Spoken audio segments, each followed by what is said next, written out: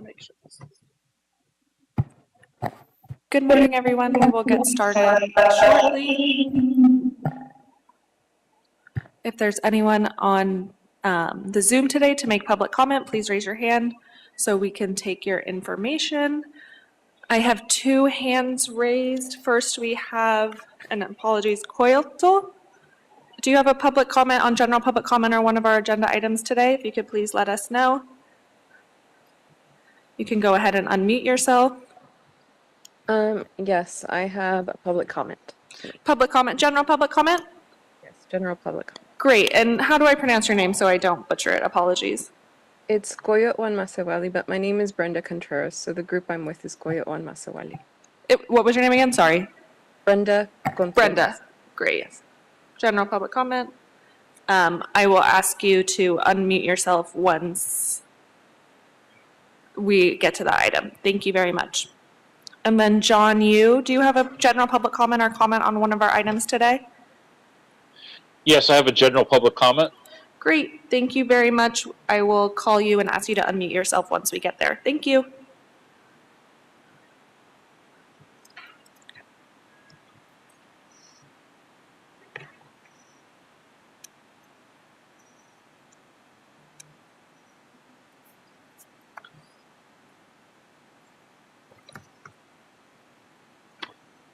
So then.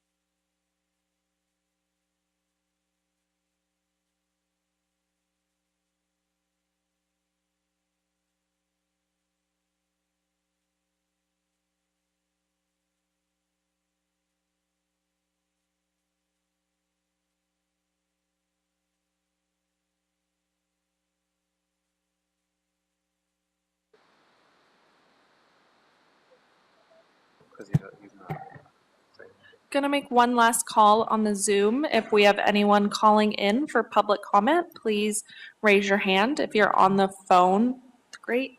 Caller ending in 631, can you please let us know your name and if you're here for general public comment or comment on one of the items?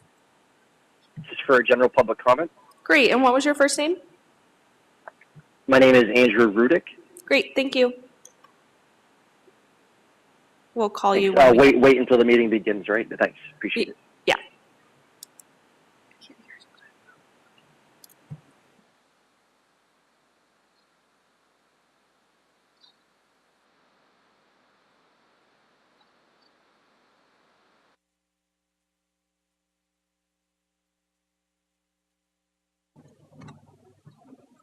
Jose Gama, do you have a general public comment today or comment on one of our agenda items? Go ahead. Oops. Go ahead and unmute yourself if you do. Okay. No? I'm sorry. No worries. This is for general public comment at this moment? Yeah, we're going to get started shortly, so I will call your name or their phone number once we get started with the meeting and we start general public comment. So I'll mute you now and then we'll get to you.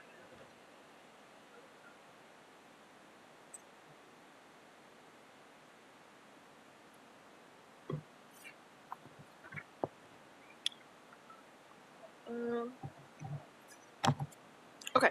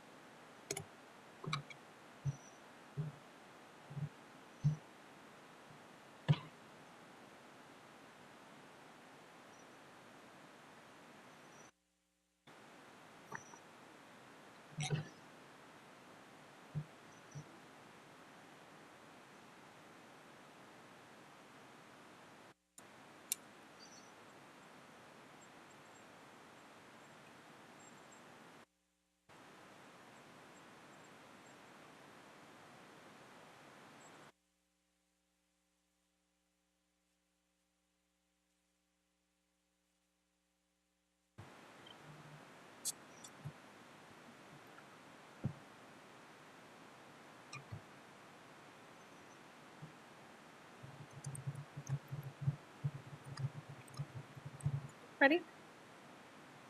Great, let me put us in record. Okay, we're now recording. Thank you for that. Good morning. Good morning, everyone, and welcome to the regular scheduled meeting for the Board of Public Works for Wednesday, July 10th, 2024. Mr. Tursky?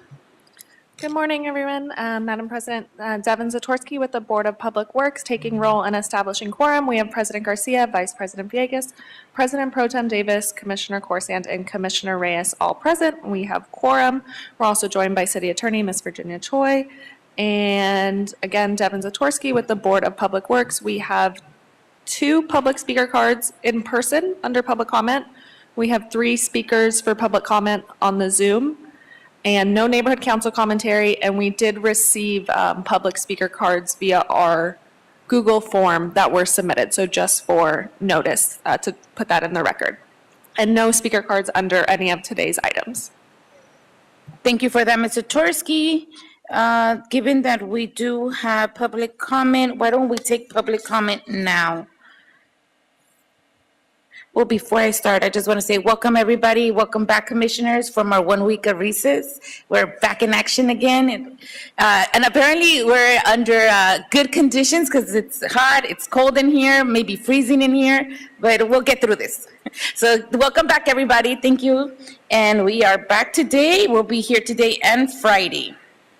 Okay, Mr. Tursky, given that we do have 2 public comment cards, why don't we start with in-person?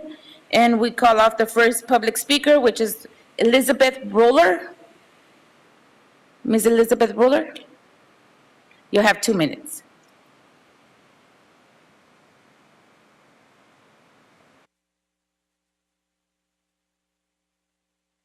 Good morning. My name is Elizabeth Roller, and I have 2 young children, almost 5 and almost 2, at Northeast LA Forest School. Though I grew up in Massachusetts near a rocky coast and protected wetlands, I wasn't much of an outdoor kid. So the irony is not lost on me that both of my children have lived their entire lives in Pico Union, just next to downtown Los Angeles, but they are the quintessential outdoor kids. For them, nothing beats a day wandering around the woods. Because of his time with his teachers at Elysian Park, my son learned to write letters in the dirt and identify California sage and pink peppercorns by smell. My daughter was a steady walker at an early age, and I credit that to the time she spent toddling around the uneven forest floors. I don't want to downplay the importance of these practical academic and developmental skills, but the aspect of forest school that is most gratifying to me as a parent is the deep comfort my children feel in nature. Is there anything more peaceful than a born and bred city girl napping in the park to the sounds of woodpeckers, finches, and crows? What greater gift can I give my son than the space to run the trail to his beloved dragon tree without telling him to slow down and watch out for cars? There is so much worry about the physical and mental health of children who are growing up in the digital age, and I am here to say emphatically that the antidote to being too online is to be offline, to be outside and in community with other people. The children's garden and our classrooms at Elysian Park were a beautiful place to be outside and in community with each other. But that space is gone.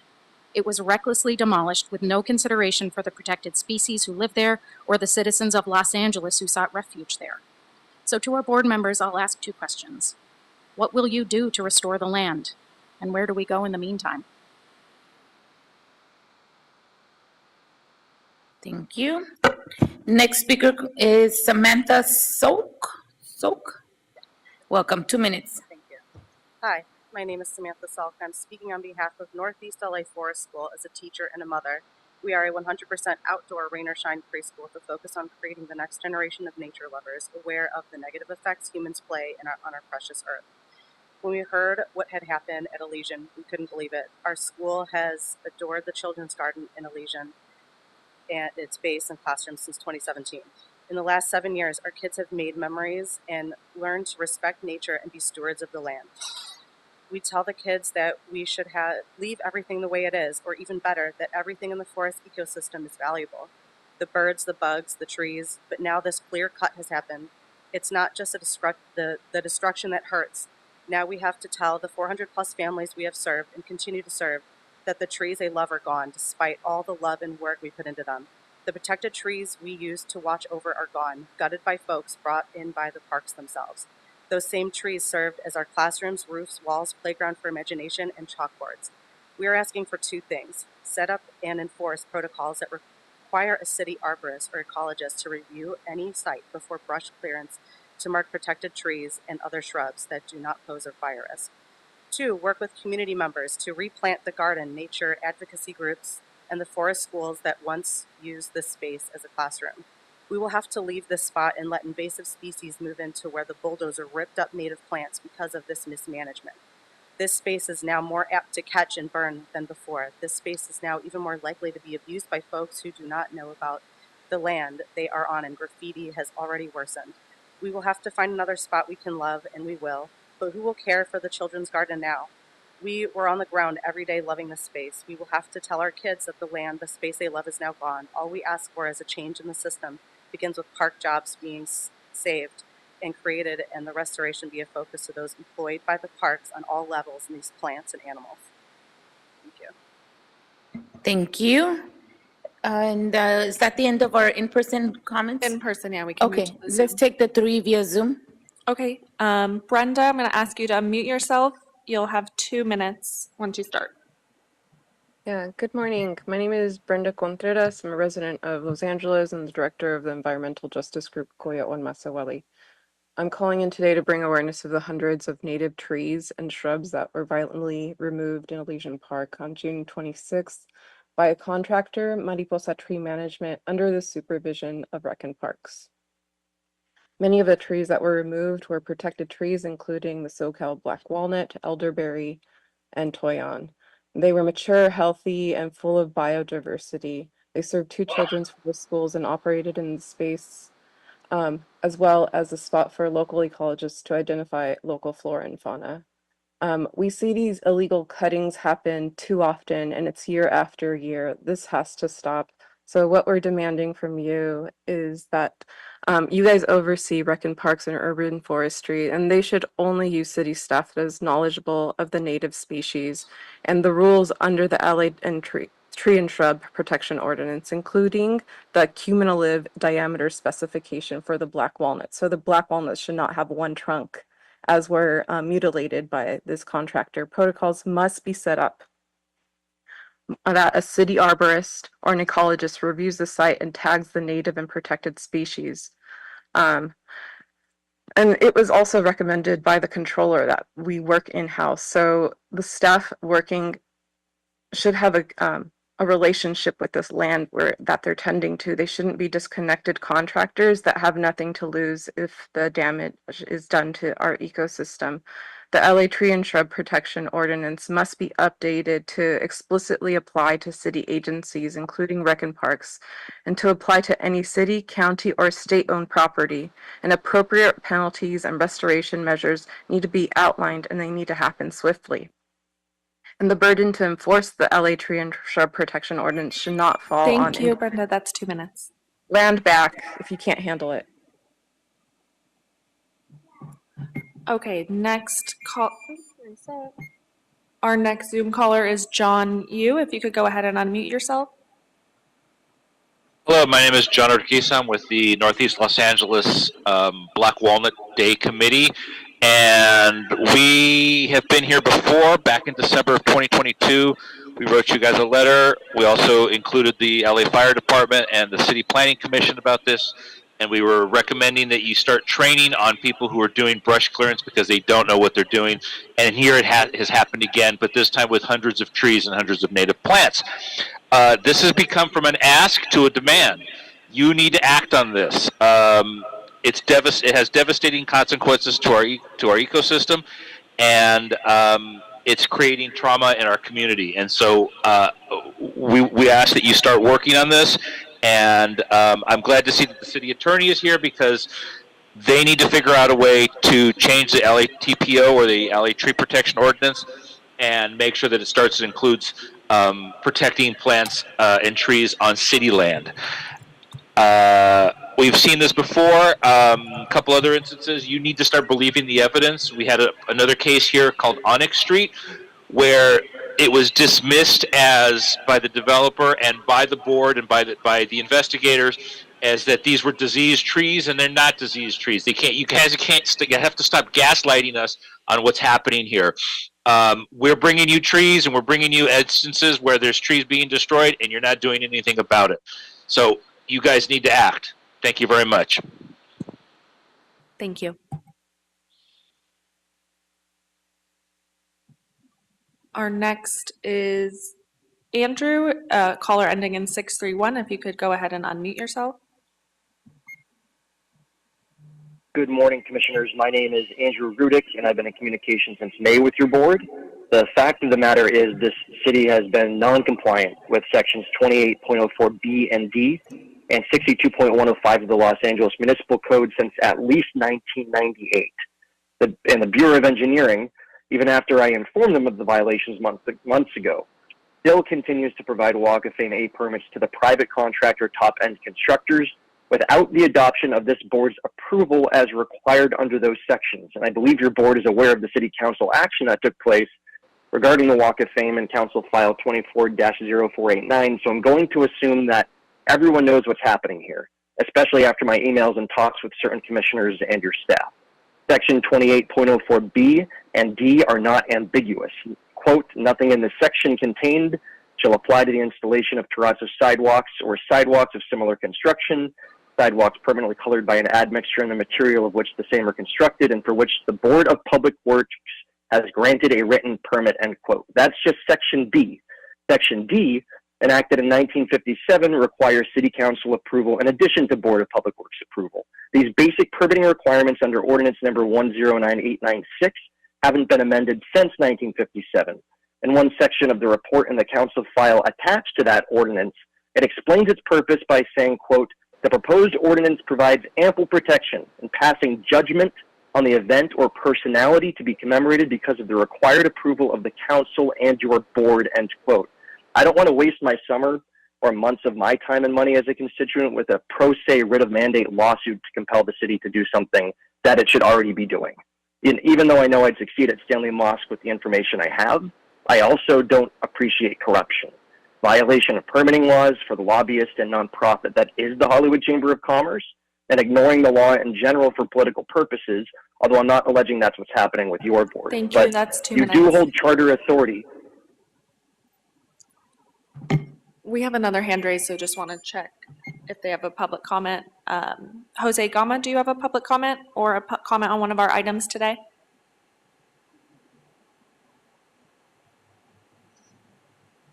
No? Okay, going once? Okay, great. That is all of our hands raised today for general public comment. Thank you for that, Mr. Torsky. Usually, we do not comment back on public comment, but I will state this for the record. This item that I've got, that we received the public comment, is not under our jurisdiction. That is under Rec and Parks Board of Commissioners jurisdiction. I know Mr. Torsky will give you the information for that, so please, even those that were via Zoom, if they need it. And we double checked and confirmed this. So Ms. Choi, would you confirm, City Attorney, that this is not under our oversight? That is correct. If it concerns removal of trees by RAP or RAP property, that is under the jurisdiction of the Rec and Parks Board, not this body. Thank you. But we appreciate bringing this to our attention, and we hope that you continue this with the Board of Commissioners for Rec and Parks. Thank you. And for the callers on the Zoom, the information, the Rec and Parks Commission meetings are every other Thursday at 9 a.m. I believe the next one is July 18th. And Okay, then so every other a Thursday week from after now. that. Okay. Is there a way that they can call in as well? Yeah, their website is laparks.org or their phone number is 213-482-6941. Thank you. And on the website, laparks.org, all the agendas are available online and the schedule and the location of the meetings. Thank you very much. Thank you for everybody that came and spoke on this item. General public comments now officially closed. Moving on to the approval of the minutes for Friday, June 14, 2024. Is there a second to my motion to approve this item? Thank you, VP Villegas. Mr. Tursky, there's a first by me and a second by VP Villegas to approve the minutes of Friday, June 14, 2024. Great, we'll take the vote starting with you. President Garcia? Aye. Vice President Villegas? Aye. President Pro Tem Davis? Aye. Commissioner Corsan? Aye. And Commissioner Reyes? Aye. All ayes, the item is adopted and carries forthwith. Very well, thank you for that. All right, colleagues, moving on to our agenda, we'll go in chronological order, and we do have a special meeting that starts at 12. So if we are done before 12, we'll take a small break and be back by 12, but if we are not done by 12, we'll smoothly just transition over into the special item. Okay, starting with item number 1, this is a request from the Bureau of Engineering in Council District 8. Construction budget and construction orders and change orders, Matthew and Stewart Company, Inc., recommending the board to, 1, authorize a construction budget of $185,000, including contingency for the super expedited wastewater emergency rehabilitation for sewers program, Manchester Avenue 900 project, and 2, authorize the city engineer to issue construction orders and change orders up to the authorized construction budget for this project. And this morning, we have Mr. Guerrero here. Mr. Guerrero, good morning. Welcome. Good morning. Good morning, commissioners. Excuse me. So I'm here to request board approval for the construction budget for the sewers Manchester Avenue 900 project to contractor Matthew and Stewart Company and authorize a construction budget of $185,000, including contingency, and to authorize the city engineer to issue the construction orders and change orders for that amount. A little background on this project. LE Sanitation initially issued this as an emergency sewer project request on August 3rd, 2022. And this was due to a collapse in the pipe causing a blockage of debris and sand, resulting in a surcharge in one of the maintenance holes. A 20-foot spot repair was performed under the emergency sewer program, and that stabilized the emergency. This project, for your reference, is located on Manchester Avenue between Bering Cross Street and Orchard Avenue. And the existing pipe is an 8-inch concrete pipe, 14 feet deep, with a total length of 350 feet. And it was constructed in 1930, and this is shown on Figure 1. Post-repair, a CCTV done by the emergency contractor showed that more pipe damage along that reach was observed. And a full CCTV of the entire sewer line, though, could not be completed because we continue to encounter exposed soil in the pipe, which prevented further continuation of the CCTV camera and also could cause the camera to get stuck in the pipe. So due to these additional pipe defect conditions that we encountered, we determined that the pipe needed additional repairs, aside from the initial emergency repair. So the project at that point was transferred to the sewers program since the emergency was stabilized. There was no threat of an immediate emergency due to these deteriorations. The sewers program is a more cost-effective delivery method since they have established prices to do the sewer work. So at that point, the scope was determined that we needed to remove 114 additional linear feet of that 8-inch concrete pipe in order to rehab the situation. We generated the schedule work and prices with fixed priced items and calculated quantities, and Matthew and Stewart was the lowest bidder at that time at $98,520 for that additional scope of work. After we repaired that 114 feet of pipe, now we were able to do a complete CCTV and video of the entire 350-foot length since there were no more obstructions. And at that point, we found 2 more issues with the pipe, which was a protruding house connection lateral that was protruding into the main line. And we also found additional pipe deterioration further along the reach. So what we determined was to mill and grind that protruding lateral to get rid of that obstruction and to install a structural liner that would rehab the rest of the defects that the pipe had.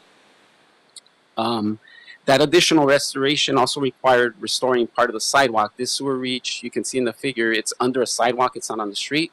We did find additional deterioration on the sidewalk adjacent to the areas we were going to repair. So we also included additional restoration of that sidewalk at certain locations. And that's shown on Figure 2. And this added work was included in a change order for the project cost of $148,475. But prior to the installation of that liner, we do a pre-CCTV to make sure all the conditions are perfect for the installation of the liner.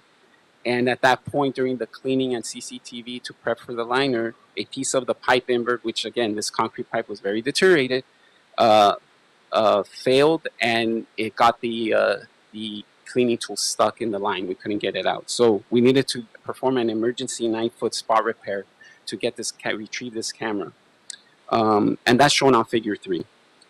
To not delay the construction, since we're in the middle of construction, we're on the sidewalk, we're in front of certain properties, we decided to, on November 6th, get emergency authorization from our commissioner, and for a construction budget of $185,000, which allowed us to complete the spot repair, retrieve the camera, and complete the project. So the project was completed after we received this emergency authorization, and the camera was retrieved. The sewer pipe liner was installed, and the pipe was rehabbed. So due to this added scope, that brought the project cost to $171,048.54, with a contingency of $13,951.46. It brought the total authorized budget to $185,000, which exceeds the city engineer's authority of $150,000. Therefore, our request is to approve the budget for $185,000 and to authorize the city engineer to issue the change orders to Matthews Sewer Company for this project. And that concludes my presentation, and I'll answer any questions you may have. Thank you. Very well, Mr. Guerrero. That was a very thorough report there. Commissioners, any questions on this item? I think we're all very understand the need to do this. I have a question though, overall general question. With the $185,000 request for today, would that basically complete the repair? Yes, the repair is completed. So when we authorized, when we saw what we needed to do, we got a rough estimate from the contractor. We internally estimate quickly. We all agreed $185,000 would cover the entire repair. So that's when we request that amount as an emergency authorization. And yeah, the project was completed within that budget. Okay, very well. Thank you for that. Hearing that I don't see no questions, is there any objections? Seeing none, is there a motion on the table to move item number 1 forward and forthwith? So moved. Thank you. I'll take one for BP Villegas and a second by Dr. Davis. Mr. Tursky, there's a first by BP Villegas and a second by Dr. Davis to move item number 1 forward and forthwith. Okay, we'll take the roll call starting with you. President Garcia? Aye. Vice President Villegas? Aye. President Pro Tem Davis? Aye. Commissioner Corsan? Aye. And Commissioner Reyes? Aye. All ayes, the item is adopted and carries forthwith. Very well. Thank you so much, Mr. Guerrero, and good seeing you. Thank you. Have a good day, everyone. You too. Have a good rest of the week. Moving on to item number 2, this is a request from the Bureau of Engineering in Council District 6. Revised budget and issue change order number 14, PPC Construction, Inc., recommending the board to authorize $29,920 in additional contingency and approve a revised construction budget of $1,887,710 for the Donald C. Tillman Water Reclamation Plant Influent and Effluent Monitoring Infrastructure Project. And this morning we have Mr. Wong here. Mr. Wong, good morning. Good to see you. You too. Good morning, everyone. This is Ethan Wong with the Bureau of Engineering, Environmental Engineering Division. The background behind the request today is related to our plant in the San Fernando Valley known as the Donald C. Tillman Water Reclamation Plant. This plant is designed to treat 80 million gallons of influent flow received from both the East Valley Interceptor Sewer known as EVIS and the additional Valley Outfall Relief Sewer known as AVORS. Although the plant is designed to treat up to this maximum capacity of 8 million gallons a day, the flow into the plant varies based on time of day, time of year, different things like that. To make operations happen, we need to know what the flow is coming into the plant, making this project very critical for plant operations. Prior to the construction of this project, there was not second-to-second flow data available to operation staff, making it harder to operate the plant. But now that this project is basically complete, plant has that flexibility to know what type of flow is coming into the plant at all times. This is especially critical for future facilities such as the Advanced Water Purification Facility. So the scope of work on this project was to install maintenance holes in 5 locations, from 5 feet deep all the way down to 27 foot deep. The flow monitors were installed with instrumentation power and signal wiring in each of the maintenance holes to monitor the streams throughout both the EVIS and AVORS sewers as they come into the plant. During the construction of the various maintenance holes, there were unforeseen conditions encountered during the digging. This led to delays and standby costs by the contractor. So we are requesting today $29,920 to compensate the contractor for the remaining delay costs that have not been compensated to them to date. And this basically concludes my report. Happy to answer any questions regarding this. Thank you so much, Mr. Wong, for your report. Any questions, colleagues? Seeing none, any objections? Hearing none, is there a motion on the table to move item number 2 forward and forthwith? Thank you, Commissioner Reyes. Is there a second? Thank you, VP Villegas. Mr. Tursky, there's a first by Commissioner Reyes and a second by VP Villegas to move item number 2 forward and forthwith. Okay, we'll take the vote. President Garcia? Aye. Vice President Villegas? Aye. President Pro Tem Davis? Aye. Commissioner Corsan? Aye. And Commissioner Reyes? Aye. Great. All ayes. The item is adopted and carries forthwith. Very well. Thank you, Mr. Wong. Good to see you and have a good rest of the week. You too. Thank you. I don't think you're here for another item. Okay, no, you're not. All right, moving us on to item number 3. This is a request in Council District 11 for a revised task order solicitation number 16 to Arcadius US Inc. Recommending the board to, 1, authorize the city engineer to issue a revision of task order number 16 to Arcadius Inc., increasing the budget authority from $713,989.11 to $2,210,553.11 for design support and bid period services for the Venice Auxiliary Pumping Plant project. And we have this morning, Mr. Arrington. You are not Mr. Arrington. The wrong name on my notes. Hi. Hi, good morning. Welcome though. Yes, thank you. Good morning. My name is Bené Gardner, and I am with the Wastewater Conveyance Engineering Division for the Bureau of Engineering. And I am also the project manager for the Venice Auxiliary Pumping Plant, better known as the VAP. Congratulations. I don't know if it's congratulations. This morning, I will be presenting on the board report to revise the task order solicitation, TOS number 16, to Arcadis, which will increase the budget authority for the design support, and also the bid services. Just a little background, and also you got a couple of renderings there so you can see what the project consists of. The objective of the VAP project is to create redundancy, to increase capacity, and to ensure the resiliency of the city's wastewater system. The existing Venice pumping plant, which is located directly across from the proposed VAP, has a total of 5 pumps, which are currently at full capacity during peak flow. The VAP is urgently needed to prevent potential spills into the Venice Canal and area waterways during extreme wet weather events by providing additional pumping capacity. Just some background on the previous TOS. On July 12, 2017, due to the expiration of TOS 41, a sole source TOS 16 was issued to Arcadis to complete the task on the initial TOS 41 with a remaining budget of $713,000. The board then requested that BOE return to report for the final participation percentages for the old contract and what the proposed percentages will be on the new contract for the MeeBee OBE subcontractor outreach program. The report was filed on October 11, 2017. On May 20th, 2020, a request to extend the contract between the city and 24 pre-qualified on-call wastewater and environmental engineering services consultants, one of which was Arcadis, was approved. This contract amendment extended the TOS number 16 duration from 2017 to 2027. This TOS will now expire on July 11, 2027. And also to give you some history of the project, in October 2019, the design plans for the VAP project were indexed and signed. However, due to pending permits and acquisition of the property that's at 128 Hurricane, where a parking lot is going to be built, this was to address mitigation measures to comply with the local development permit. After all this, the project didn't proceed to bid and award. It was put on hold.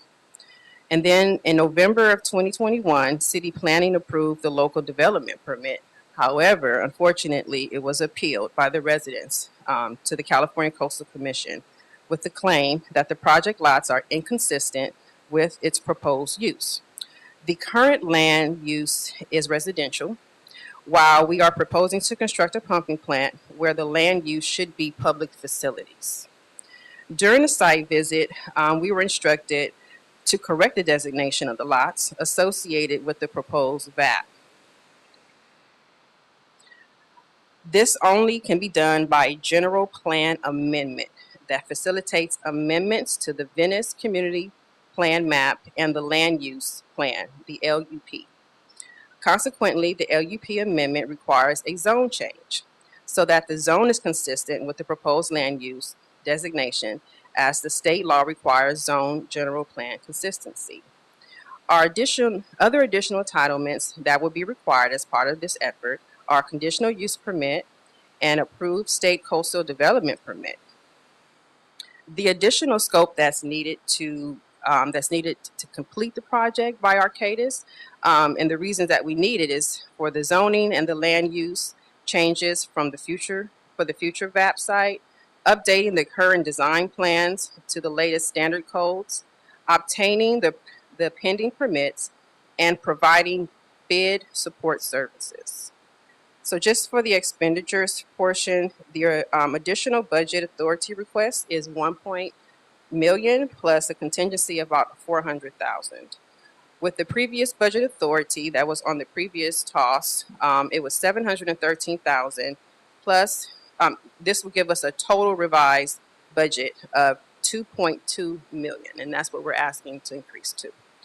And then as far as the business inclusion program, the anticipated BIP for the revised budget proposes a total sub-consultant participation of 22% for a revised task amount of $332,000.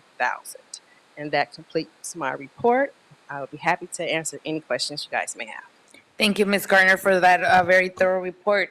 Is this your first time presenting to the board? No, this is my No? second. Oh, we missed you on the first one then. How long ago was that? I want to say, I think it was maybe last year sometime. Okay, yeah. On A another blur. one of my mini projects. So. Okay, well, good. Well, you did a great job, and thank you for having you here. I take it you are an engineer as well? Yes. That's why I meant to say congratulations. Thank you. Thank you. Very well. All right. Well, any questions, colleagues? Dr. Davis? I wanted to elaborate on the business inclusion. You referenced it. Is it that you are dedicating $332,000 approximately to business inclusion? Yes, that's the anticipated amount that the consultant is pledging. Yes. Okay, great. And so the addition in terms of funding on this project, it comes as a result of the change of scope of work that has occurred over time for various regulation and other reasons. Exactly. Is that correct? Mm-hmm. And when do you anticipate the design support period services will commence? Actually, it's commencing now. I see. Yes. They've been doing a lot of work to help us, but technically we need to get them continue to be on board so that they're able to provide all the services that we need to complete this project. Mm-hmm. So it's on hold, but it's not on hold because we're trying to get it moving. So what is our vision in terms of given all of what we know, when we expect to begin the bids for construction and that kind of thing? We expect the design to probably be completed within 2 years. And the reason being is because we have to do the amendment, the general plan amendment, and that's going to take some time to change the designation of the land use. So that's our critical factor there. That's going to push the schedule out. So in approximately 2 years, yes, that's our vision. Mm-hmm. Okay. And in terms of, I guess it's too early to talk about business inclusion and, not business inclusion, project labor agreement and all those things moving forward. But we'll just, I'm sure the board will in the future begin to review the status of the project as they move forward. Thank you so much. That's all the question I have. All right. Thank you, Dr. Davis. Vice President Villegas? Thank you, and thank you also for your reports and just for your briefings with staff or with myself. I think earlier last month. Thanks for your report. Just a point of clarification: the contingency piece is included in the cost today. It is. It is. Okay. All right, that was all. Thank you. Thank you. Thank you. Commissioner Reyes? I thought I saw your light on. Okay. Yeah, just one question. With regards to the outreach, who's doing that? Is it also the contractor who's doing the outreach? Yes. It's And the has that consultant. started? Yes. Yes. Okay, and any feedback? You mean outreach with the community? Mm-hmm. Oh, no. Well, actually, who's in charge of that is our client, LA Sand. Okay. They have a community outreach team dedicated to be out there, and they coordinate with the council office. All right. And we do, updates with the community to make sure that they're on the up and up and they know exactly what's going on with the project. And we just had a community meeting, I want to say a couple of months ago, where we had a little kiosk out there at Okay. the site, and the community got a chance to engage with us and ask questions about the project. Including the revisions that are proposed, is that included in the outreach? The design is pretty much done. It's just trying to update it to code. Okay. Yeah. All right, understood. Thank you so much. Mhm. Thank you, Ms. Gardner. Just a quick question, just for the clarification here. It's going to take 2 years because we need to do an amendment to the project? To the general plan. Okay. So the general plan is a planning thing. I'm not a planner. Okay. And that's part of the planning department's jurisdiction. So we've already put the application in as of now to Okay. change the designation from residential to municipal facilities. Once that's going, we have public hearings, from my understanding. It's a long process. It's a It lengthy is. process. So that's what's driving our project here to complete the design. Okay, understood. Was that master plan the Venice master plan or which? No, it's was- called. Let's see. It's called the Venice Community Plan. Uh-huh. Yeah, that's the name of the specific plan for that area. So with the permission of that authority, we will be consistent with what their master plan is. Yes, yes, Because yes. currently we are not in sync with what they had visioned Exactly. initially. You got it. Yeah. Okay, very nice.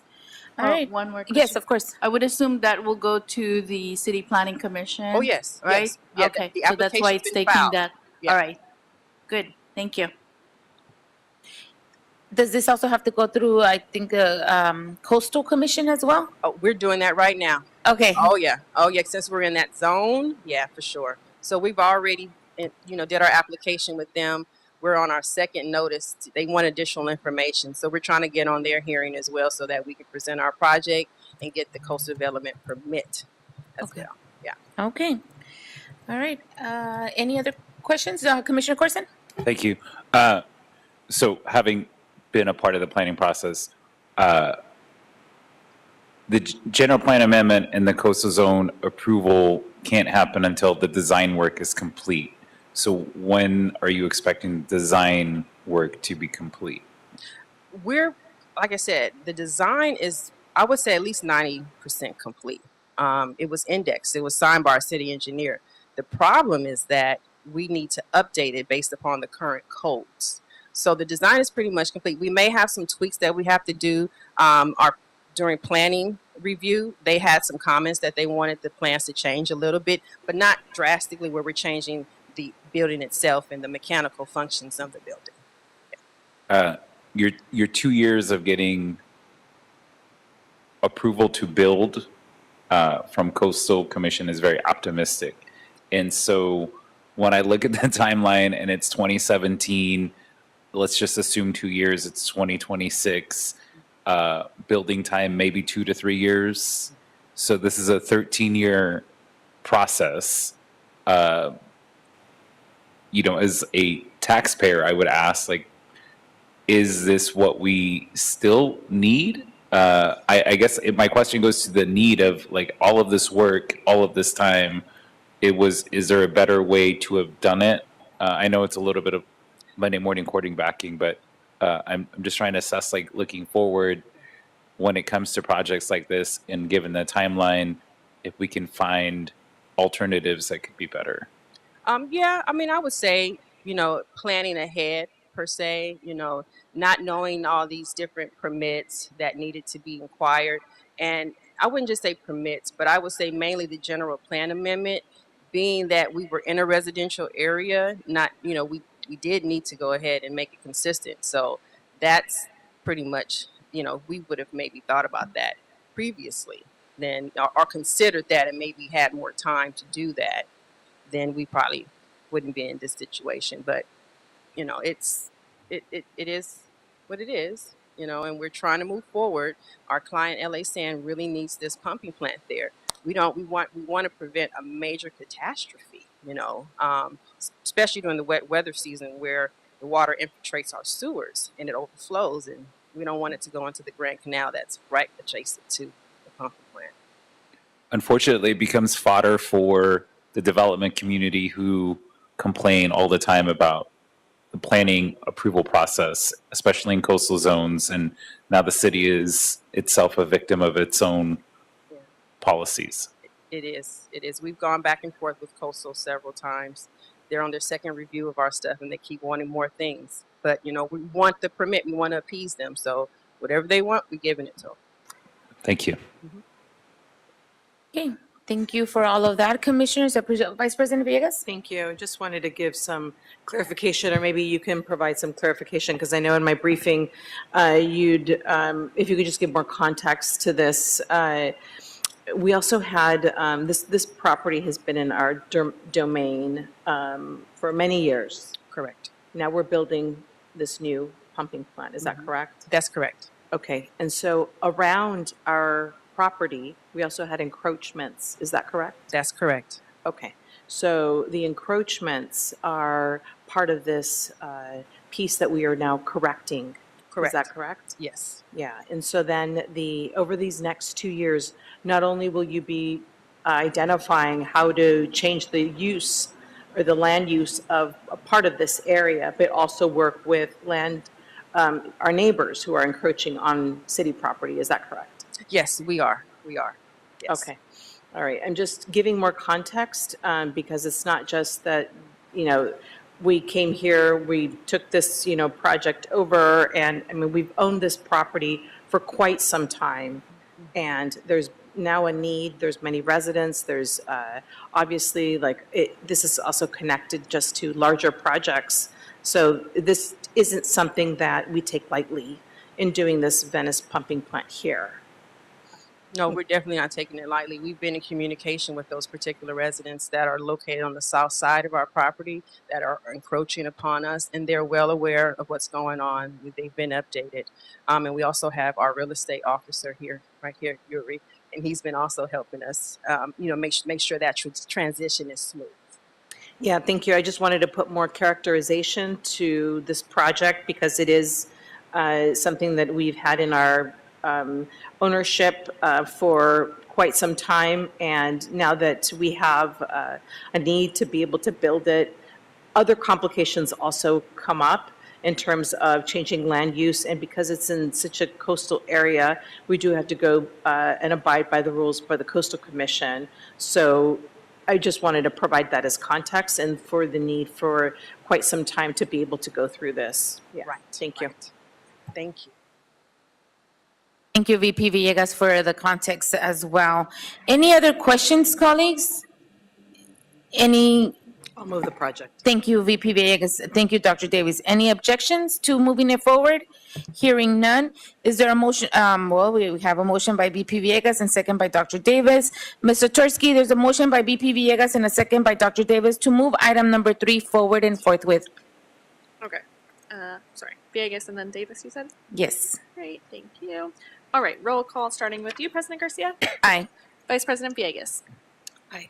President Pro Tem Davis. Aye. Commissioner Corsand. Aye. And Commissioner Reyes. Aye. Wonderful. All ayes. The item is adopted and carries forthwith. Thank you very much. Thank you, Ms. Garner. Good meeting you. Colleagues, moving on to item number 3. This is in Council District 3. I'm sorry, item number 4 in Council District 3.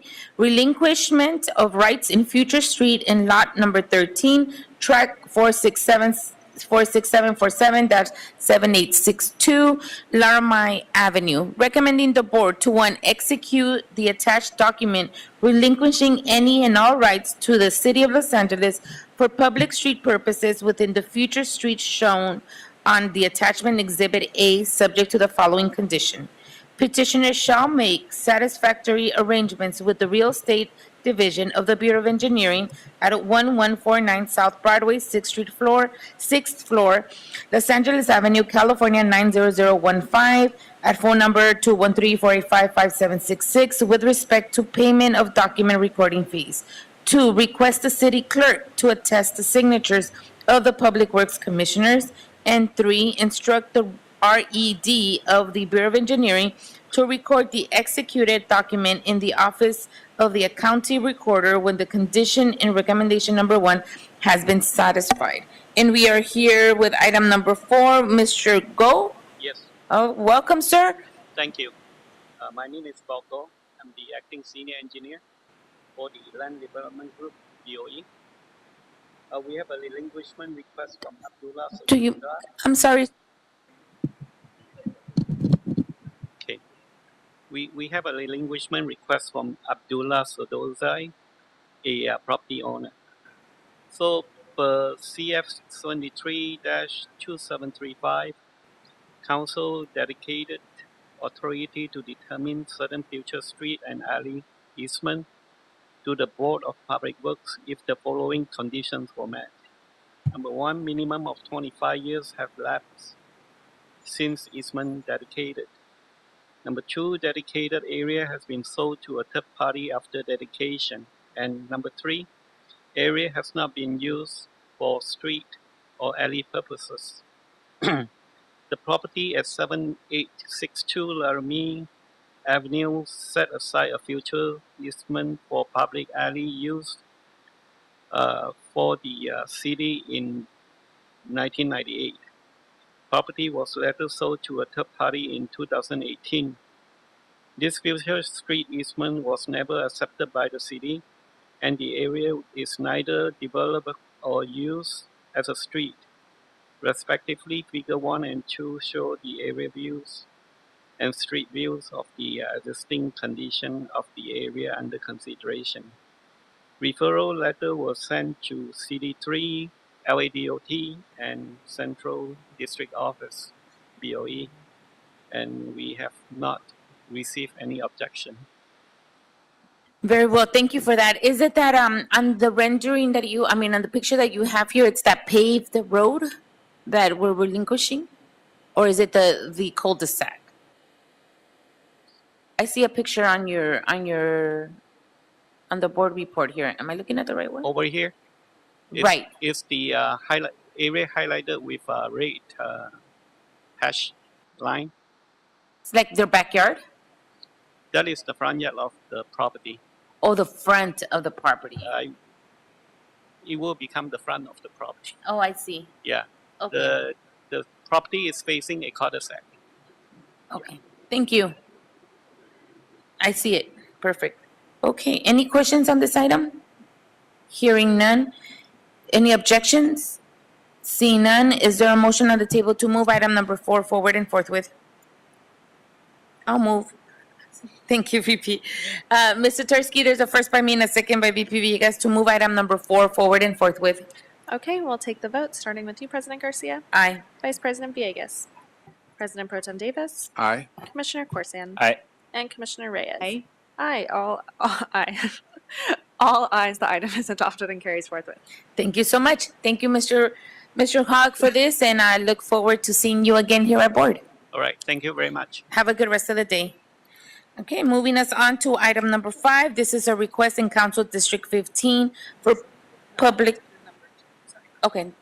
Oh, for Yeah, the second. We have an amendment. oh, I see it. There's a small change in the verbiage. Okay. Okay, got it.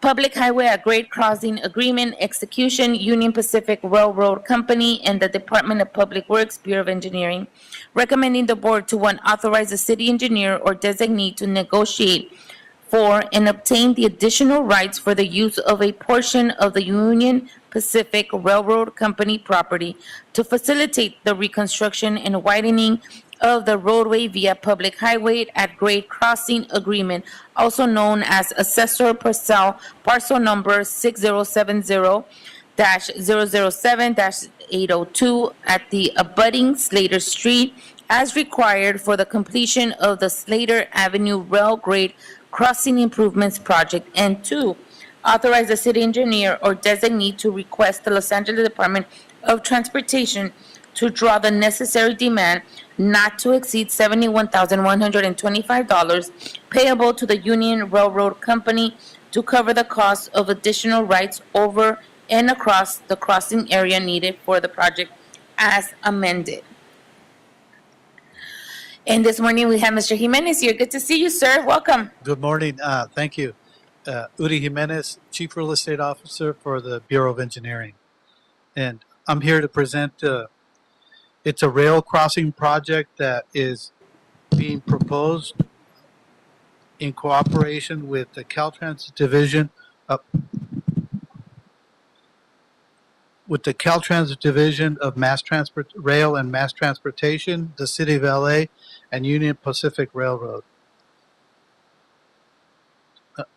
Let's see.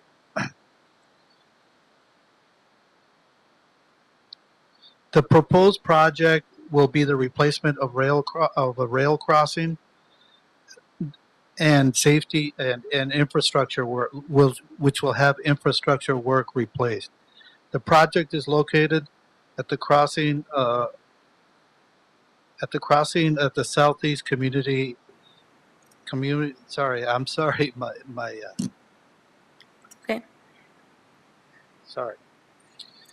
I'll try this again. The project is located at a crossing at the Southeast Community Plans Watts area, and specifically at south of the intersection of 110th Street and Slater Street. The project will construct approximately 300 linear foot of sidewalk, curb, gutter, and add signage and striping surrounding the railroad crossing at the crossing area. Chain link fencing and gates will be installed adjacent to the railroad crossing, and additional street lighting will be included. The railroad, which will do its part separately, will remove and reconstruct the existing railroad precast concrete panels, as well as install new vehicular devices and gates, and a signal house and conduit. The purpose of the project is to improve safety by installing active warning devices that will provide warning to motorists and pedestrians of an approaching train or a train occupying the crossing. This will require motorists and pedestrians to stop and yield to the train instead of the existing passive condition where motorists decide when to proceed. Additionally, the sidewalk will provide pedestrians a pathway with detectable warning tiles as required by the Americans with Disabilities Act. And the amount of this additional right-of-way that's required that was negotiated and based on an appraisal is $71,125 payable to Union Pacific. And that concludes my report. Happy to answer any questions. Thank you, Mr. Jimenez, for that. It's just you haven't been here for a while, that's all. Any questions to Mr. Jimenez? Dr. Davis? Oh, no. Okay. I don't see any objections. Hearing none, is there a motion on the table to move item number 5 forward and forthwith as amended? Thank you, Commissioner Reyes. I'll take you, Dr. Davis, as a second. Mr. Tursky, there's a first by Commissioner Reyes and a second by Dr. Davis to move item number 5 forward and forthwith as amended. Okay, we'll start the roll call with you, President Garcia. Aye. Vice President Villegas. President Pro Tem Davis. Aye. Commissioner Corsian. Aye. And Commissioner Reyes. Aye. All ayes. The item is adopted and carries forthwith. Thank you for that. Very well, Mr. Jimenez. Good to see you. Have a good rest of the week. Moving us on to item number 6. This is a request from the Bureau of Street Lighting in all council districts. A request for authority to accept grant funding National Aeronautics and Space Administration, also known as NASA. Recommending the board, subject to mayor and council approval. Just confirming, we have Mark Yonimura, you're from Bureau of Street Lighting, right? Welcome.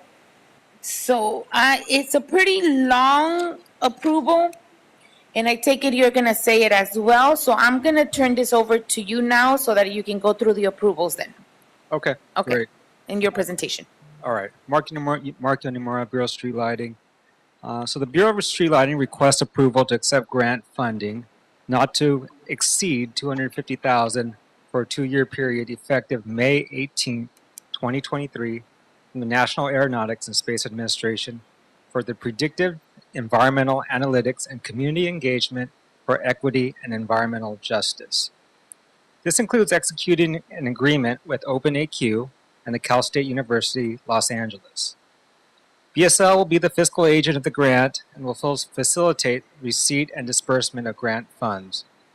BSL will work closely with the Los Angeles Mayor's Office of Finance, Operations, and Innovation for project management, as well as the Civil Human Rights and Equity Department for implementation.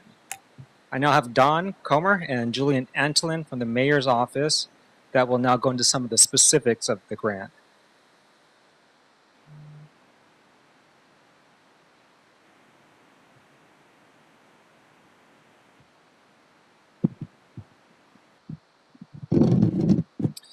Good morning. Good morning to the Honorable Board of Public Works. Thank you for your consideration of accepting this $250,000 NASA grant to increase the accessibility and the use of Earth observation and socioeconomic data for understanding air quality. Even if this NASA grant is distinct from the one we presented less than a month ago, it is still related to the same work. This grant is issued through a new NASA program launched in 2021 that aims to apply Earth science to advance equity and environmental justice. This project really highlights how air quality data and analytics models can empower and support advocacy efforts of our diverse communities of Los Angeles. This is striking how closely the map of low-income and low education area aligns with the map of communities experiencing high rates of asthma and respiratory diseases. The goal is to create a bridge between Earth science and community-based organization and community leaders. As you already know, with the support of Cal State LA, we are developing an air quality model and visualization tools. We now want to create models and data tools that are accessible to all, and in particular to our community leaders, and therefore support their advocacy work. We want to help environmental justice community-based organizations understand how to review and use air quality data, while also receiving their feedback on the data that is captured. At the city level, this project involved the Bureau of Street Lighting, which monitors the project, and the Civil and Human Rights and Equity Department, which facilitates the project's community workshops. Outside the city, this project will involve, once again, the Cal State LA, who will provide expertise on machine learning, deep learning, and predictive analytics. This will also allow us to keep improving the models and to develop a digital twin. Finally, this project will also involve OpenAQ, which allow us to get access to aggregated and harmonized open air quality data. Regarding the timeline, the project has already started since May 2023 and should be completed toward the end of this year. We have begun to engage with 6 different community-based organizations. Workshops really provide an excellent opportunity to engage with individuals actively involved in their community, in the development of their community, and ensure that the tools resulting from this project will support their advocacy work. It is a valuable chance to combine the technical expertise of academics and data scientists with the user expertise of community leaders. This project also worked with the Energy and Sustainability team at the Mayor's Office and with the Climate Emergency Mobilization Office, CEMO, to identify the Environmental Justice Organization. Thanks to NASA, we may also work with other selected environmental justice organizations. This completes my report. I'm happy to answer any question, especially as I know that I can count on the support of my colleague Don Comer here. Thank you so much. You guys just keep on bringing in money. That's all I hear. Yeah. Last week, this week, good. Any questions on this item, colleagues? Yeah, I wanted Yes, Dr. Davis. Yeah, I wanted some clarification. You said that the goal of the program was to connect earth sciences with, did you say the community in some way? I'm trying to understand the purpose of the program and our vision in terms of what we seek to achieve with the implementation of the grant. Yeah, really the goal is that we will give tools in the hands of community-based organization. Oh, community-based, okay. It will be open to the public, and really the goal is we have community leaders that will be able to use these tools and provide proof of what they have in their guts, but now there will be the data that will show it. Right. And they will be able to advocate using these tools. So Right. these tools have to be really user-friendly and made accessible to everyone to make sure that they are able to use it. So that's really the goal of this project, is to create that bridge between, the academics, and I'm sure you already read a lot of scientific papers, Yes. which is not really user-friendly, but convert that into something that is accessible to everyone, and that way that can be used by the people for the development community. This is the second such grant that you've brought to us from NASA. Sorry? This is the second such grant that your office has initiated and bringing to the city. Is that correct? In terms Yeah, of, it's a distinct grant from NASA than the one we presented last time. Yeah, so it's a second grant. Yes, and to my president's point, we are very happy and pleased to get grants in general, but in particular, this particular grant, as we know, we've always aspired to increase the knowledge and skills we have in STEM. And so this is a very relevant and very important contribution to the goals that we have overall, particularly in public works, where in our department, a lot of engineers are very key to the work that we do. So thank you so much for this presentation today. Thank you. Thank you, Dr. Davis, for that. I agree with also just everything we're doing around this. And BSO, thank you for being the executors, the transporters, everything that with the mayor's office and in partnership with the mayor's office. So thank you for that. And Don, you've always been day one on it. So thank you so much for bringing this to attention. Are we going to have more? I'm just kidding. All right. I see. You need to tell. Maybe with you, maybe we'll see you in like a month again. Commissioner Reyes. Yeah, just for my edification, how are you collecting the socio-economic data, and how are you integrating it into the scientific air quality emissions, so that then in the end it will become like a tool, as you said? So some of the socioeconomic data, Cal State has worked with us to pull from county databases. And so we have data layers that overlay air quality data, socioeconomic data in the mapping tools. So it's mostly from the county. Is that also from our census track, the latest one? Census track data as well. Okay. I was curious about that. Thank you. Okay. Thank you so much. I mean, overall, we're happy about this, so thank you for that. Any objections? Any more questions? Any objections? Hearing none. Is there a motion on the table to move item number 6 forward and forthwith? Thank you, Dr. Davis. Is there a second? VP Villegas, thank you. Mr. Tursky, there's a first by Dr. Davis and a second by Vice President Villegas to move item number 6 forward and forthwith. Okay, great. We'll take the roll call, starting with you, President Garcia. Aye. Vice President Villegas. President Pro Tem Davis. Aye. Commissioner Corsand. Aye. And Commissioner Reyes. Great. All ayes. The item is adopted and carries forthwith. Thank you so much to all, and look forward to seeing this grant come to fruition. Thank you. Thank you all. Have a good rest of the day. All right, moving us on to item number 7. This is in all council district from our Office of Petroleum and Natural Gas Administration for a personal service contract to Nomadic Land Services LLC, recommending the board to 1, approve the proposed personal service contract between the City of Los Angeles and Nomadic for a term of 3 years at a cost not to exceed $200,000 to conduct research and analysis to develop the rental and royalties Phase 2 assessment in the city of Los Angeles. And 2, authorize the president of the Board of Public Works or 2 commissioners of the board to execute the proposed personal service contract between the city and Nomadic, subject to approval of the city attorney. And this morning we have Dano Liu, Mr. Liu. And Shubhagupta. yes, I'm Kai Shanlupta. How are you? All right. Well, good to see you both here. Welcome, and let's hear it. Hi. Good morning, honorable commissioners. We're returning back to the board to award the proposed contract for the RFP for rentals and royalties for phase 2 assessment. And as you just said, the contract is not to exceed $200,000, and the length of the contract is for 3 years. And we've been working closely with Bureau of Contract Administration. That's what this board report is a joint board report between us and Bureau of Contract Administration. And they've been a great help to us. They help us through all the compliance requirements. And also the contract has already been signed by Nomadic Services. And Nomadic Services right here, right now. This is Sarah Bobby. She's the president of Nomadic Services. And then Jeff Martinez, he's going to be the project manager. So they're really anxious to get started. They asked me when I'm going to start. I say, oh, hold your horses. We're still working on it. The contract needs to be executed.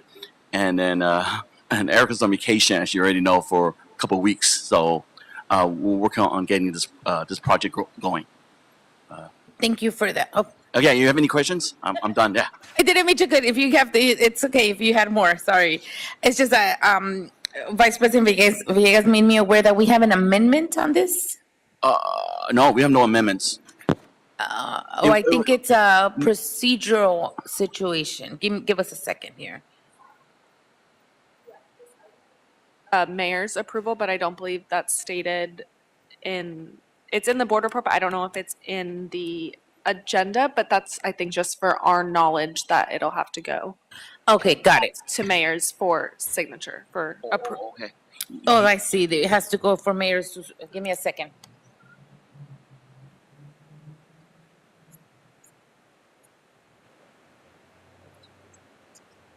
Okay, it's a clerical error. It's nothing to do with you. We have to get the mayor's approval before we move on to the our authority here. Yes. Yes, so that's it's a clerical error on this, but it's not on the board report. So the board report is correct. So we're gonna just do a clerical amendment to add that we need the mayor's signature before we can go to recommendation 2. Oh, okay, yeah. So Okay. we still get the city attorneys to sign off on the report, and then we'll give it to you to sign off on it afterwards. No, the other way around.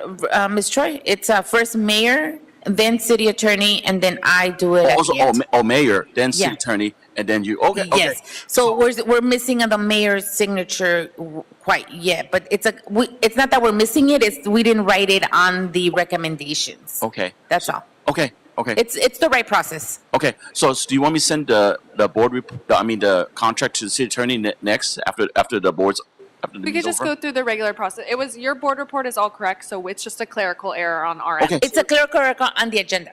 Okay. Yeah. Okay. I'll send to the city attorney's office. I'll send to Adina and. Yeah, and then we're gonna follow the Diana. process anyway, so it should be Okay. fine. It's just that it wasn't written on the recommendations. Okay. That's all. Okay. Okay, nothing that you guys did or anything like that, Oh, or okay. slow down or nothing. It's Okay. just, we needed to state it and we don't have it here. Okay. Okay?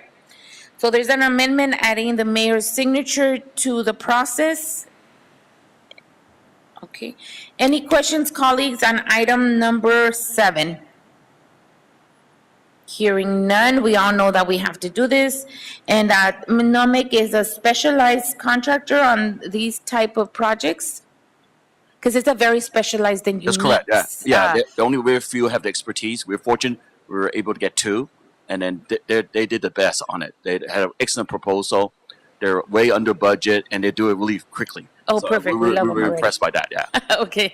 Yeah, no, we understand that this is, and when I spoke to Erica yesterday, and we were just very under the same assumptions that this is a very specialized work and That's not correct. just really not open Yes, to yes. a lot of folks. Mhm. Okay. Well, with that said, any objections on today's item? Hearing none. Any questions? Seeing none. Is there a motion on the table to move item number 7 forward and forthwith?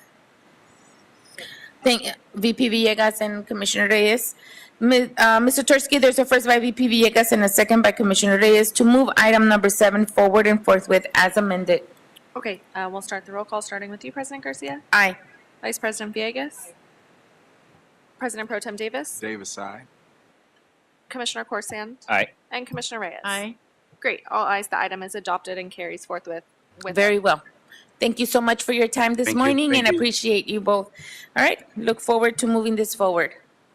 Mr. Tursky, thank you, Nomadic, also as well. Mr. Tursky, there's oral report number 8, but I believe that's continued. Number 8 is continued, date to be determined. Okay, not a problem. And then we have item number 9, who we have here in person, Mr. Jonathan Death. Good morning, sir. Welcome to item number 9, which is the Public Works Trust Fund update from the Board of Public Works. I have a handout, the financial statement.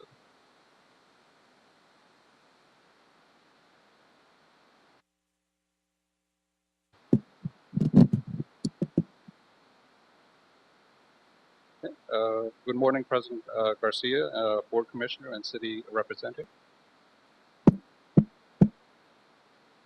My name is Jonathan Death with the Board of Public Works Financial Management Section. I'm here to present the Public Works Trust Fund status update through December 31st, 2023. As of June 30th, 2023, the Public Works Trust Fund had a balance of about $155.2 million. As of December 31st, 2023, the trust fund had a balance of about $159.5 million. During the 6 months period from June to December, total inflow deposit within the 40+ revenue sources account were $13 million. Total outflow, like refunds to depositors, transfer to the general fund and special fund, and expenditure totaled about $8.7 million. The difference of $4.3 million resulted in the increase in the trust fund balance over this time period. Cash in the trust fund accounted for. Loan receivable, accrued interest, pending disbursement was about $69.4 million. Appropriation accounts and special project accounts a total about $10.7 million. Working capital set aside for transfer to the general fund and possible refund to depositors was about $39.8 million, which leaves a net cash balance of about $39.5 million. The top 5 accounts in the trust fund equate to approximately 74.4% of the total trust fund balance. Of the top 5 accounts, the top 2 were the B-permit deposit at $48.6 million and the general improvement guarantee deposit at about $45.1 million. The next section covered is loans. As of December 31st, 2023, there were 13 loans outstanding. Total loan receivable with accrued interest was about $69.2 million. The $30 million loan to the Bureau of Street Services Sidewalk and Transit Amenity Program was dispersed on November 30th, 2023. Some payment highlights. So loan number 7 listed on the financial sheet, the Bureau of Sanitation Fleet Vehicle Loan payment of about $25.3 million was received in October of 2023. The remaining balance of approximately $109,000 is interest accrued in fiscal year 2024. Loan number 6, the Bureau of Sanitation Shade LA, $500,000 was received in January 2024. An additional $38,000 was received in April 2024. And the loan now has a remaining balance of about $6,900, which is interest accrued in fiscal year 2024. Loan number 4, Bureau of Engineering North Atwater Multi-Module Bridge. Payment about $2.8 million was received in February 2024. Loan number 8, the Bureau of Street Lighting Lower Grand Project. Payment of approximately $29,000 was received in May. And then the loan number 8, the Bureau of Street Lighting is expected to make a payment of about $2.5 million in October, November 2024 for its payment to the DWP loan. The remaining balance of the Bureau of Engineering Taylor Yard loan and the Bureau of Sanitation, a Greater Greener Los Angeles Fleet Vehicle and Shade LA loans are accrued interest only.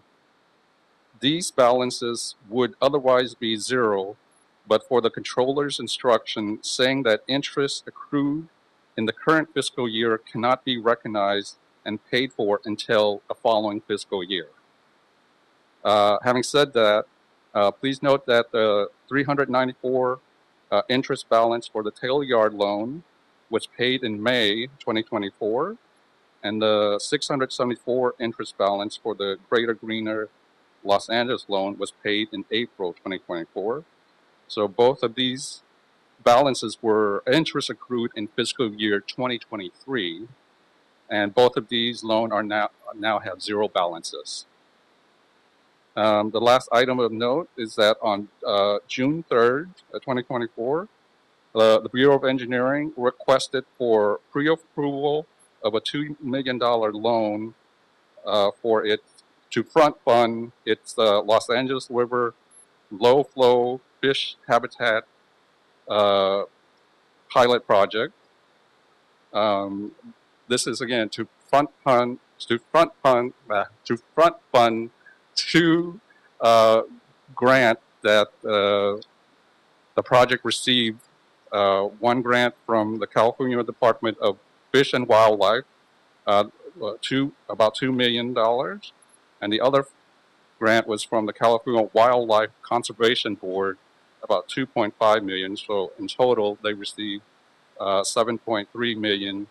Both of these grants are reimbursable grants, so they needed a source to front fund the design and construction of the project. After evaluation of the current state of the trust fund and projected cash flow, pre-approval was given, and BOE is currently preparing a board report for the board's consideration.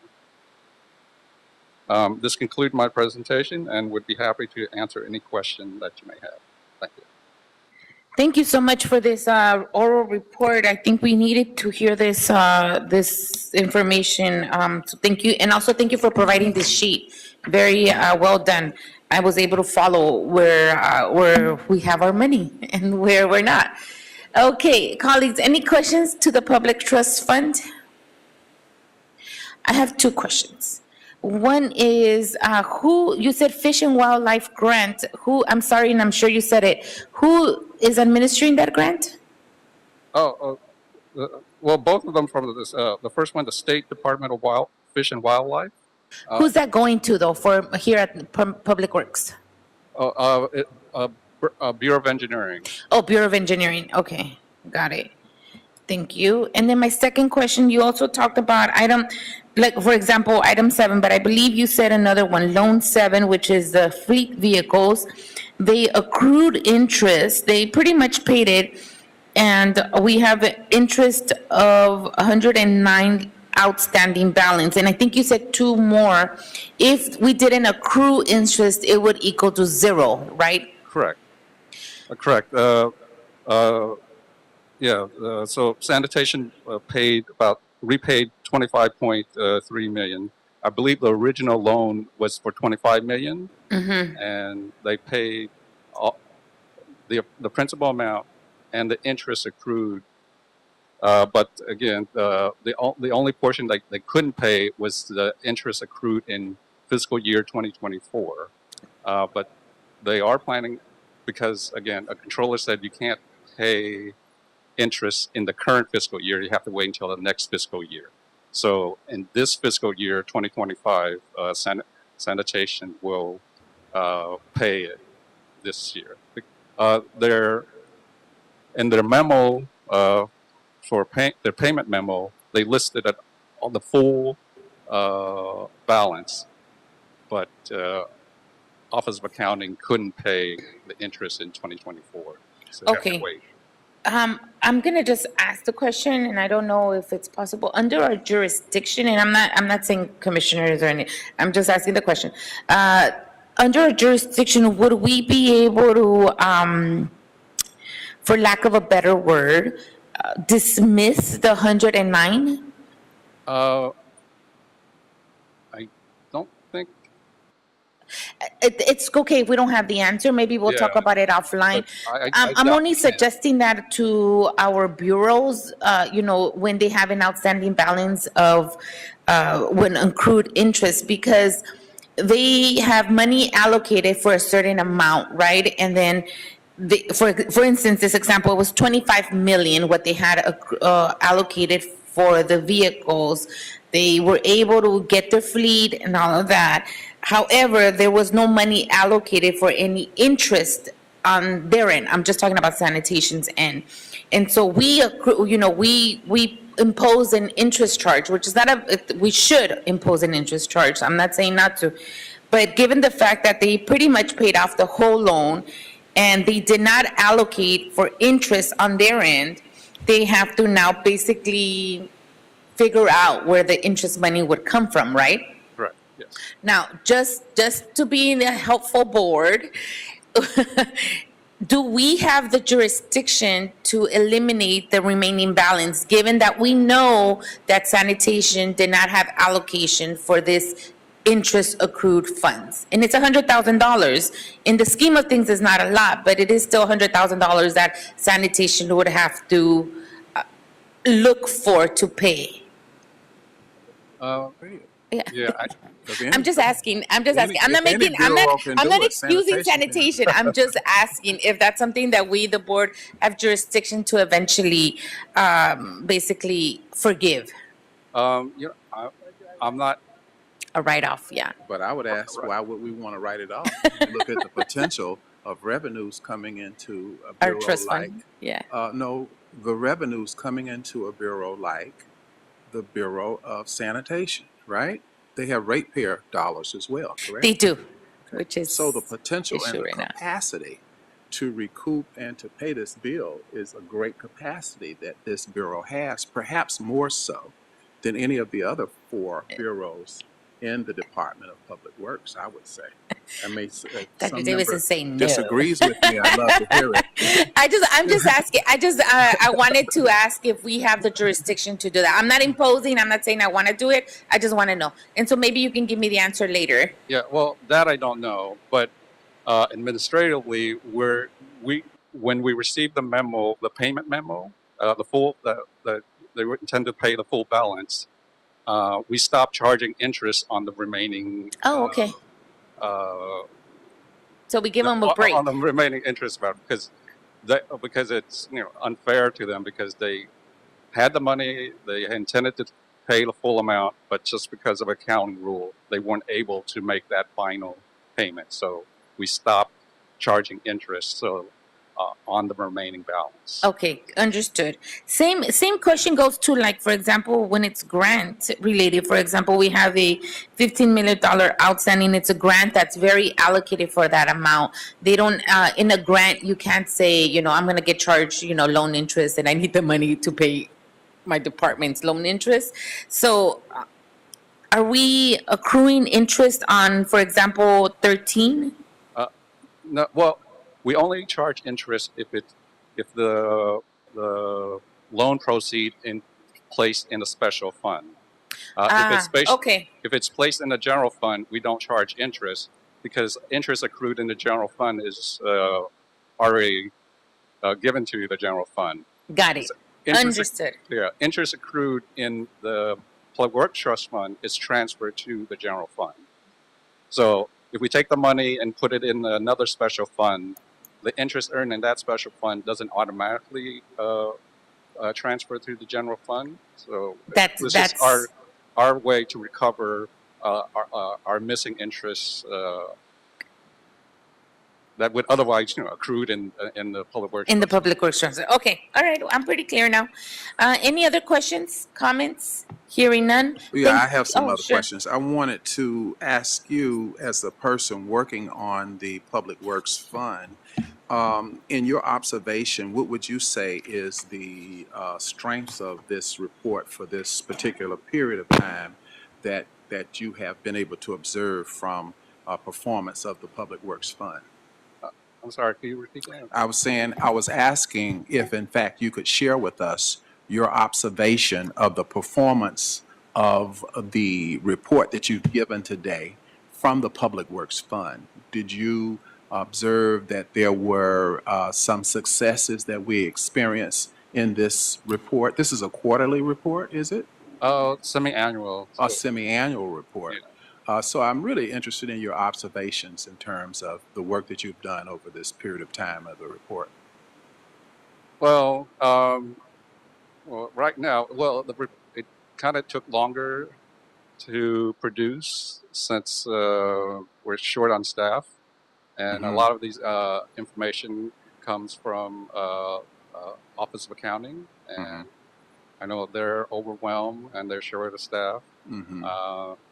And as well as down here, we're just down to myself to produce this report, and I'm relatively new here. Right. You're doing great. So though. this is an area where we need some growth in terms of talent to better manage and more effectively manage this Public Works Trust Fund, and I guess that's something that everybody in the organization should pay attention to. Yes. I wanted to ask if, in terms of those who've repaid the loan in this period of time, have we had some consistent performance of repayment this period as compared to the last period, for example? Yes. Bureau of Street Lighting has been consistent. They usually make their payment in June or July, depending on how fast the Office of Accounting can process the paperwork. Right. Okay, no one from BOE is here, but They can hear you. Well, BOE. why don't you tell us about for, BOE? For a long time, haven't paid their the North Atwater Bridge loan for a couple of years. They were behind a couple of years, but they were finally able to make a large payment at $2.7 million in 2024. That's great. After some communication with you. Communications. Yeah, wonderful.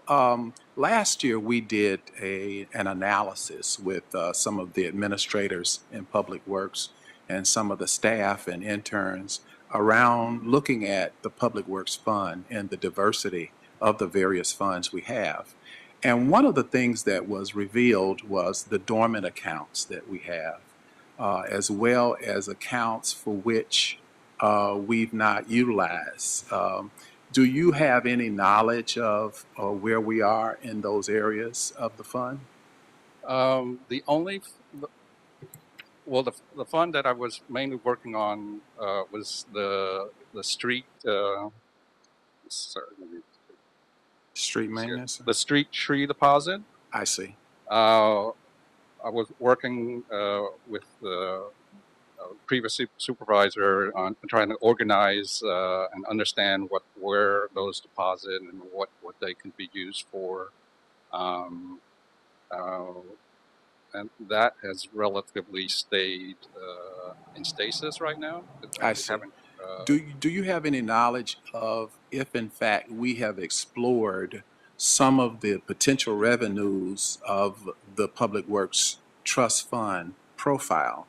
If some of those revenues can be repurposed So for example, when we talk about dormant funds that we've not used in many, many years, to your knowledge, I don't know if you've had a chance to do this or not. You did tell me you were short funded, but I think I just asked the question anyway. Have you discovered in your work recently any revelation about how we can better utilize some of the dormant funds or repurpose them for other purposes of public works? The rule about that is that there has to be a nexus to how we utilize the fund. To how to use it. So if it's a tree, an old tree deposit account, we have to if we want to repurpose it, we have to find where what council district that deposit is in, and then what if we want to use it for tree trimming or other tree maintenance, we can try to move that money to street services to repurpose that fund. But it has to be like a similar intent and then a similar location. So, right, council district and the original purpose of deposit. Those are like the two nexus that we would use to determine whether we can use that fund. Yeah. So thank you for this report, and I will say that I think that the Public Works Trust Fund continues to be a very valuable financial asset to enhance our resources for the various departments in the city, who oftentimes may even in some circumstances have monies coming but not have received them, and that the Public Works Trust Fund meets that shortfall, that demand. And so it's a very valuable fund. And again, it has great potential moving forward as we begin to go deeper into looking at how we can repurpose some of these funds, how we can activate some of the dormant funds. So in addition to this report that you have given us, I just wanted to thank you for it, number one, and to say what a great opportunity we have in the future for the work that we might be able to do on this what I feel is a very valuable fund for the city. Thank you. Thank you. Thank you, Dr. Davis. Well said. Yes, agreed as well. Any other questions for Jonathan? Hearing none. Thank you so much for your report. We really do appreciate it. And thank you so much for the balance sheet. I appreciate that as well. You're welcome. Thank you. You did a great job. Was this your first time presenting? Yes. Yes, I thought so. Well, you did great. Didn't even look nervous a bit. All right. Thank you so much. Have a good rest of the day. All right, colleagues, that is the end of our regular agenda. It is 11:35. We cannot quite start our special agenda. So we're going to take a quick, a short 20-minute break and see you all back here at 12 for the agenda that we have. It's one item on that agenda. It's only approval, but we need to make it happen. So we'll see you all back at 12 o'clock. Thank you, everyone. Have a good rest of the day.